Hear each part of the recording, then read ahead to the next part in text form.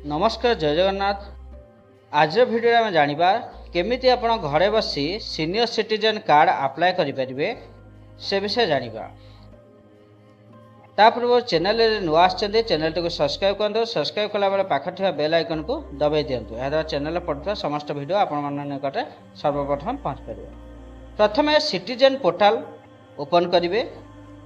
जदि new user होइथिबे register button पर click करेंगे। जदि पूर्वर आईडी थिबो तार यूजर नेम पासवर्ड कैप्चा दे लॉगिन करेंगे। देखो लॉगिन पर यह गोटे इंटरफेस ओपन हम। से इंटरफेस रे तलू को आसबे ORTPSA ओडिशा एक ऑप्शन शो करथिबो। से सीनियर सिटीजन को जाइए सीनियर सिटीजन रजिस्ट्रेशन ऊपर क्लिक करेंगे। यहाँ पर एक फॉर्म ओपन हम। फॉर्म टी को फिलअप करेंगे। First name, middle name, last name, relation type, relative type, identity number जहाँ अच्छी फॉर्म टी फिलअप करेंगे।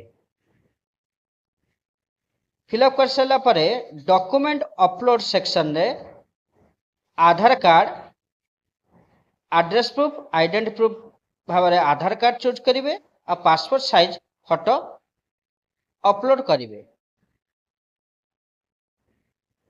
अपलोड कलापर फॉर्म टी फिलअप हो।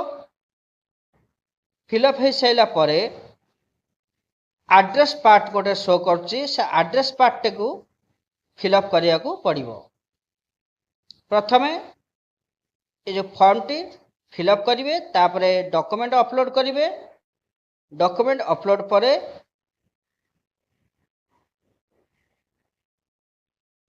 तीनोटी टैब देखौछ ऊपर। प्रथम फॉर्म टी को फिलअप कर सारा पर डॉक्यूमेंट गुड़िक अपलोड पर एड्रेस पार्ट गोटे देखौछ। एड्रेस पार्ट के आप फिलअप करेंगे।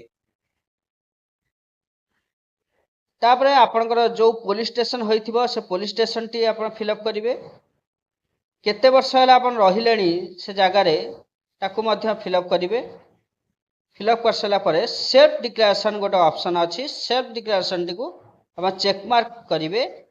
चेकमार्क कलापर तले गोटे सबमिट बटन शो कर सबमिट बटन पर क्लिक करेंगे। यहाँ पर फॉर्म टी सबमिट हो सक्सेसफुली। और रिक्वेस्ट नंबर टी मिल रिक्वेस्ट नंबर टी नोट कर यहीपरि भाव में आप घरे बसी सीनियर सिटीजन कार्ड अप्लाई करेंगे। वेरिफिकेशन पर कार्ड टी घर को आसो ऑनलाइन आप डाउनलोड कर।